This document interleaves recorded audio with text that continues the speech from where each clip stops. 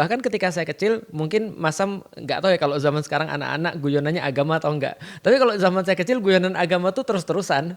Maksudnya kita biasa aja guyonin agama orang lain, walau sampai kasar banget ya walaupun ya. Tapi tidak kita katakan bahwa kita menistakan agama atau orang yang dikatain begitu juga nggak tersinggung sebenarnya.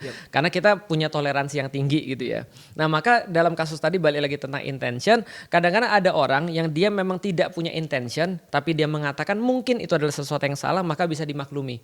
Nah intention ini salah satunya dilihat adalah dari orang-orang tersinggung atau tidak.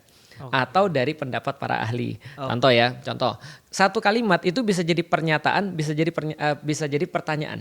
Gimana tuh? Karena intention. Ya. Gimana tuh? Itu adalah kalimatannya. Ya.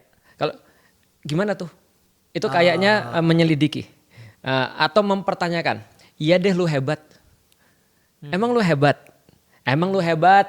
Itu kan intention. Nadanya ya. Nadanya, intonasi itu kadang-kadang melambangkan intention juga. Nah maka satu pertanyaan itu tidak bisa dilihat dari pertanyaan aja. Maka harus ada intention.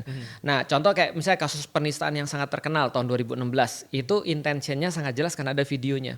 Maka orang-orang yang lihat itu no doubt maka dia katakan ini pasti mengarah kepada ini. Oke. Nah itu intention ya, tapi kita udah ini lah beresin lah ya. Intinya bahwasanya kalau kita bicara tentang penistaan agama sebenarnya tidak serigid itu sih, tidak seperti yang 2016 semuanya harus diratain penistaan agama. Kalau saya melihat sekarang lebih kepada ada beberapa orang yang merasa bahwa dirinya adalah perwakilan agama. Merasa seperti itu. Merasa. Ketika dia terserang, dia menganggap agamanya yang diserang. Atau ketika ada orang yang nggak suka sama dia, dia merasa orang itu nggak suka sama agamanya.